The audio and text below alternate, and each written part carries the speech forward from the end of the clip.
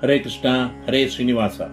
ಅಧ್ಯಾತ್ಮ ಬಂಧುಗಳೇ, ವಿಶ್ವಾವಸುನಾಮ ಸಂವತ್ಸರದ ಚೈತ್ರ ಮಾಸ ಶುಕ್ಲ ಪಕ್ಷದಲ್ಲಿ ಕಾಮದ ಎಂಬ ಮಹತ್ವದ ಏಕಾದಶಿಯು ಬರುತ್ತಿದೆ. ಈ ಚೈತ್ರ ಮಾಸದ ಶುಕ್ಲ ಪಕ್ಷದ ಈ ಏಕಾದಶಿ ಈ ವರ್ಷ 2026ರಲ್ಲಿ ಮಾರ್ಚಿನಲ್ಲಿ ಯಾವಾಗ ಇದೆ? ಇದರ ಹೆಸರು ಕಾಮದ ಎಂದು ಬರಲು ಕಾರಣವೇನು? ಕಾಮದ ಏಕಾದಶಿಯ ಮಹತ್ವವನ್ನು ತಿಳಿಸುವ ಕಥೆ ಏನನ್ನು ಹೇಳುತ್ತದೆ? ಈ ಏಕಾದಶಿ ಉಪವಾಸವ ಆಚರಣೆ ಹಾಗೂ ದ್ವಾದಶಿ ಪಾರಣೆಯನ್ನ ಯಾವ ದಿನ ಯಾವ ಸಮಯದಲ್ಲಿ ಹೇಗೆ ನಡೆಸಬೇಕು ಎಂಬ ಚೈತ್ರ ಶುಕ್ಲ ಏಕಾದಶಿ ಕಾಮದ ಏಕಾದಶಿಯ ವಿಚಾರಗಳನ್ನ ಈ ವಿಡಿಯೋ ಸಂದೇಶದ ಮೂಲಕ ತಿಳಿದುಕೊಳ್ಳೋಣ. ಬಂಧುಗಳೇ, ತಾವು ಇಲ್ಲಿಯವರೆಗೆ ನನ್ನ ವಿಶ್ವನಾಥ್ ಭಟ್ಟಿ ಎಂಬ ಯೂಟ್ಯೂಬ್ ಚಾನೆಲ್ಗೆ ಸಬ್ಸ್ಕ್ರೈಬ್ ಆಗಿರದಿದ್ರೆ ಆಗಿ, ಉತ್ತಮ ಆಗಿದ್ದರೆ ಲೈಕ್ ಮಾಡಿ, ನಿಮ್ಮೆಲ್ಲ ಬಂಧು ಮಿತ್ರರಿಗೆ ಶೇರ್ ಮಾಡಿ, ನಿಮ್ಮ ಪ್ರಶ್ನೆ ಮೆಚ್ಚುಗೆ ಸಂದೇಹಗಳನ್ನ ಕಮೆಂಟ್ ಮೂಲಕ ನಮಗೆ ತಿಳಿಸಿ. ವೀಕ್ಷಕರೇ, ಚೈತ್ರ ಶುಕ್ಲ ಏಕಾದಶಿಯು ಈ ವರ್ಷ 2026ರಲ್ಲಿ ಮಾರ್ಚಿನಲ್ಲಿ 29ನೇ ತಾರೀಕು ರವಿವಾರದಂದು ಬಂದಿದೆ. ಇದಕ್ಕೆ ಕಾಮದ ಎಂಬ ಹೆಸರು ಈ ರೀತಿಯಾಗಿ ಪುರಾಣಗಳು ಕರೆದಿವೆ. ಕಾಮದ ಎಂದರೆ ನಮ್ಮೊಳಗಿರುವ ಎಲ್ಲ ರೀತಿಯ ಆಶೆ ಆಕಾಂಕ್ಷೆಗಳನ್ನು, ಅಂದರೆ ಕಾಮನೆಗಳನ್ನ ಕೊಡುವ ಏಕಾದಶಿ. ಆದ್ದರಿಂದ ಇದು ಕಾಮದ ಏಕಾದಶಿ ಆಗಿದೆ. ಈ ನಿಯಮ ಎಲ್ಲಾ ಏಕಾದಶಿಗಳಿಗೂ ಅನ್ವಯಿಸುತ್ತದೆ.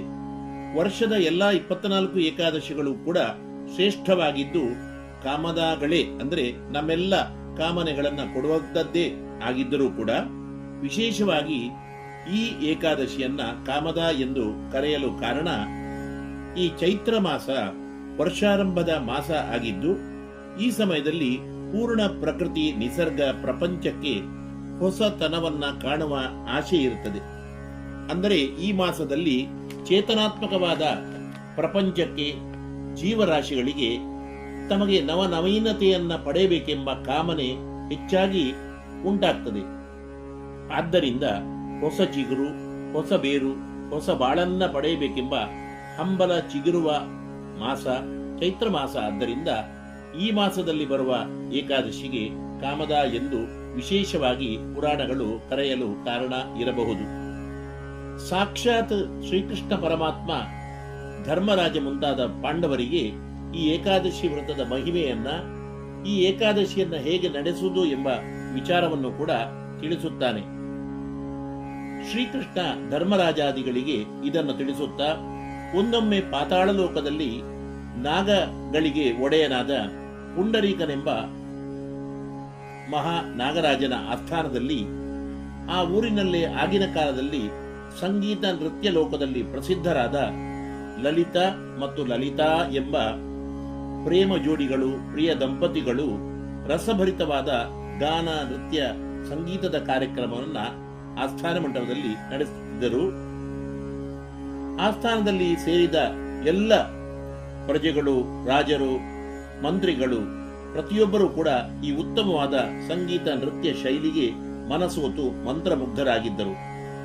ಆದರೆ ಲಲಿತಾ, ಅವನ ಸಂಗೀತವು ಪ್ರಿಯೆ ಲಲಿತಾಳ ಸೌಂದರ್ಯವನ್ನ ಆಸ್ವಾದಿಸುವುದರಲ್ಲಿ ಅವಳನ್ನೇ ಎಣಿಸುತ್ತಾ ಸಂಗೀತವು ಎಲ್ಲೆಲ್ಲಿಯೂ ಹೋಯಿತು. ಉತ್ತಮ ಸಂಗೀತ ನೃತ್ಯದ ಲಯ, ತಾಳ, ಗತಿಗಳು ತಪ್ಪಿದವು. ನಾಗರಾಜ ಪುಂಡರೀಕನು ಇದರಿಂದ ಸಿಟ್ಟುಗೊಂಡು ಲಲಿತಾ ಮತ್ತು ಲಲಿತಾ ಎಂಬ ಇವರಿಬ್ಬರ ಈ ಅಶ್ಲೀಲವಾದ ನೃತ್ಯ ಸಂಗೀತದಿಂದ ಅತ್ಯಂತ ಕ್ರೋಧಗೊಳ್ತಾನೆ. ಪೈಶಾಚಿಕವಾದ ಸ್ವಭಾವವನ್ನ ನೀವು ತೋರಿಸಿದ್ರಿಂದ ನೀವು ಪಿಶಾಚಿಗಳಾಗಿ ಹೋಗಿ ಎಂದು ಶಪಿಸುತ್ತಾನೆ. ಕೂಡಲೇ ಆ ಪ್ರೇಮಿಗಳು ಪುಂಡರೀಕನ ಶಾಪದಿಂದ ಘೋರ ಪಿಶಾಚಿ ಜನ್ಮವನ್ನು ತಳೆದು ವಿಂಧ್ಯ ಪರ್ವತದ ತಪ್ಪಲಲ್ಲಿ ಅದೆಷ್ಟೋ ವರ್ಷ ತಿರುಗುತ್ತಾ ದಾರಿಹೋಕರಿಗೆಲ್ಲ ಹಿಂಸಕರಾಗಿಯೂ ದುಃಖ ಸಂಕಷ್ಟದಿಂದ ತಮ್ಮ ಪಿಶಾಚ ಜನ್ಮದಿಂದ ನೊಂದುಕೊಂಡು ಕಾಲ ಕಳೆಯುತ್ತಿದ್ದರು. ಒಂದು ದಿನ ಅದೇ ಮಾರ್ಗದಲ್ಲಿ ವಿಂಧ್ಯ ಪರ್ವತದ ದಟ್ಟ ಅರಣ್ಯದಲ್ಲಿ ತಮ್ಮ ಶಿಷ್ಯರೊಂದಿಗೆ ಪೂಜ್ಯರಾದ ಋಷ್ಯಶೃಂಗ ಋಷಿಗಳು ಹೋಗುತ್ತಾ ಇರುವಾಗ ಈ ಮಹಾತ್ಮರನ್ನ ಕಂಡು ಇಬ್ಬರೂ ಕೂಡ ಕಾಲಿಗೆ ಬಿದ್ದು ತಮ್ಮನ್ನ ಈ ಘೋರವಾದ ಪಿಶಾಚ ಜನ್ಮದಿಂದ ಮುಕ್ತರನ್ನಾಗಿ ಮಾಡಿ ಎಂದು ವಿಲವಿಲವಾಗಿ ಅನೇಕ ವಿಧದಿಂದ ಪ್ರಾರ್ಥನೆ ಮಾಡ್ತಾರೆ.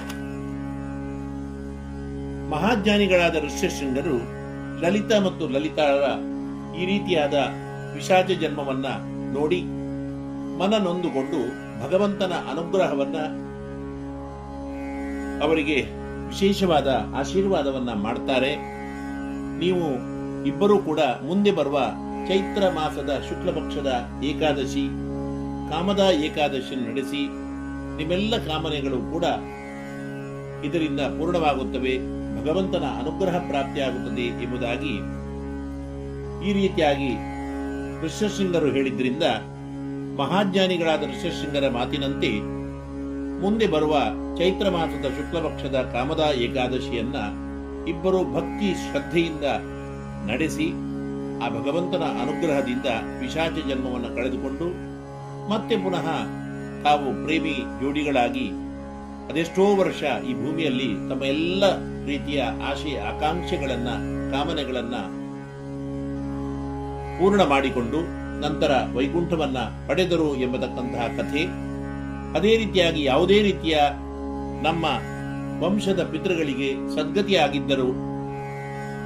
ಆಗದಿದ್ದರೂ ಕೂಡ ಈ ಪುಣ್ಯದಿಂದ ಸದ್ಗತಿಯನ್ನ ನಾವು ಕರುಣಿಸಬಹುದಾದ ಒಂದು ವಿಶೇಷವಾದ ವ್ರತ ಕಾಮದ ಏಕಾದಶಿ ವ್ರತ. ಅದರಿಂದ ಐಹಿಕವಾದ ಮತ್ತು ಪಾರತ್ರಿಕವಾದ ಎಲ್ಲಾ ರೀತಿಯ ಕಾಮನೆಗಳನ್ನೂ ಕೊಡತಕ್ಕಂಥ ಈ ಏಕಾದಶಿಯು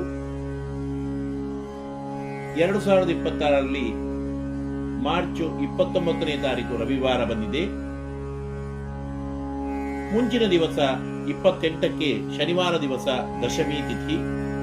ಸಂಜೆ ಏಕಾದಶಿ ಉಪವಾಸದ ಸಂಕಲ್ಪವನ್ನು ನಡೆಸಿಕೊಂಡು ರವಿವಾರ ಪೂರ್ಣ ಬೆಳಗ್ಗಿನಿಂದ ಮರುದಿವಸದವರೆಗೆ ಪೂರ್ಣವಾದ 24 ಗಂಟೆಯ ಈ ಏಕಾದಶಿ ಉಪವಾಸವನ್ನು ನಡೆಸಿ ಅವತ್ತು ಬೆಳಿಗ್ಗೆ ಶುದ್ಧರಾಗಿ ಸ್ನಾನ ಮಾಡಿ ಮಹಾವಿಷ್ಣು ದೇವರ ಲಕ್ಷ್ಮೀನಾರಾಯಣ ದೇವರ ಫೋಟೋಗೆ ಗಂಧ ಪುಷ್ಪಾದಿಗಳನ್ನು ಹಚ್ಚಿ ಸಾಲಿಗ್ರಾಮ ಇದ್ದರೆ ಮಂತ್ರಾಧಿಕಾರ ಇದ್ದರೆ ವಿಶೇಷವಾದ ಅನುಷ್ಠಾನ ಜಪ ಇತ್ಯಾದಿಗಳನ್ನು ಮಾಡಿ ವಿಷ್ಣು ಸಹಸ್ರನಾಮದಿಂದ ಭಗವಂತನಿಗೆ ಅರ್ಚಿಸಿ ಸಂಜೆಯು ಭಗವಂತನಿಗೆ ಪೂಜೆ ಮಾಡಿ ಯಥಾಶಕ್ತಿ ಜಾಗರಣೆಗಳನ್ನ ನಡೆಸಿ ಮರುದಿವಸ ಅಂದರೆ 30ನೇ ತಾರೀಕು ಬೆಳಿಗ್ಗೆ 7 ಗಂಟೆ 10 ನಿಮಿಷದ ಒಳಗಡೆ ಪಾರಣೆಯನ್ನ ಮಾಡಬೇಕು. ಬೇಗ ದ್ವಾದಶಿ ಇರುವುದರಿಂದ ಬೆಳಿಗ್ಗೆ 7 ಗಂಟೆ 10 ನಿಮಿಷದ ಒಳಗೆ ದ್ವಾದಶಿಯ ಪಾರಣೆಯನ್ನು ನಡೆಸಿ ಎಲ್ಲ ರೀತಿಯ ಐಹಿಕವಾದ ಮತ್ತು ಆಮುಷ್ಮಿಕವಾದ ಫಲಗಳನ್ನ ಪಡೆಯಿರಿ. ಭಗವಂತನ ಮಹಾವಿಷ್ಣು ದೇವರ ವಿಶೇಷವಾದ ಅನುಗ್ರಹವನ್ನ ಚೈತ್ರ ಮಾಸದ ಶುಕ್ಲ ಪಕ್ಷದ ಏಕಾದಶಿಯ ಕಾಮದ ಏಕಾದಶಿಯ ಆಚರಣೆಯಿಂದ ಪಡೆಯಿರಿ.